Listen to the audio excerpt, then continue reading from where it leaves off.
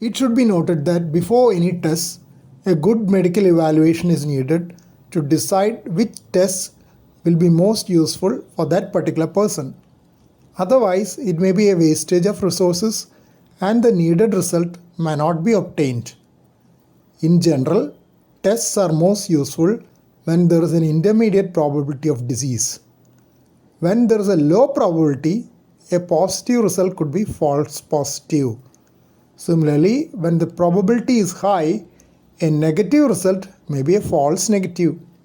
So, we have to know the pre-test probability of the disease before proceeding with a test, which is what we plan to achieve by a good medical evaluation.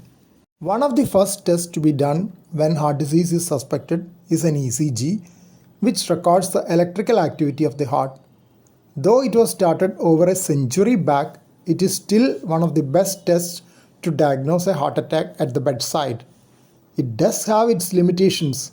A normal ECG does not rule out heart disease. X-ray of chest is useful to document the size of the heart and to look for enlargement of various chambers and blood vessels. It is also a simple and old test with certain advantages and disadvantages. Blood tests used in the emergency department to detect heart disease are troponin estimation to detect heart attack and BNP estimation to look for evidence of heart failure. Next come the imaging tests.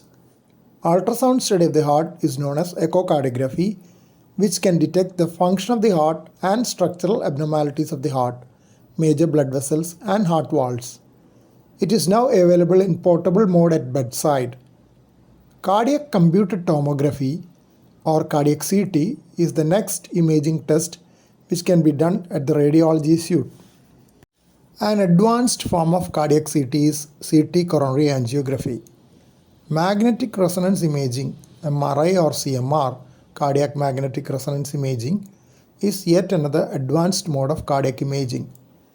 Nuclear scans of the heart include imaging the blood pool with radioactive tracers, imaging the blood flow to the heart with tracers, and assessing the metabolic function of the heart with PET scan, positron emission tomography.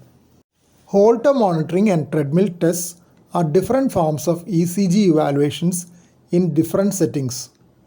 Holter is continuous ambulatory monitoring done for 24 to 48 hours.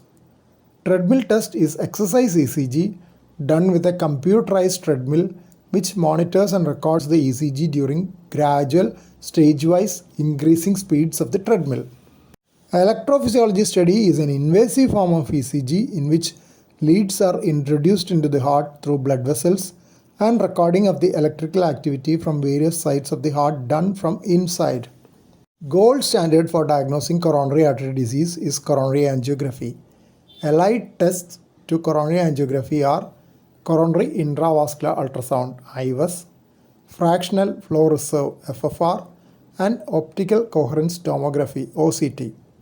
All these are invasive tests requiring the introduction of small tubes known as catheters into the blood vessels, and the procedure of introducing catheters into the heart is known as cardiac catheterization. Cardiac catheterization is done in a cardiac catheterization laboratory equipped with Cine X-ray equipment.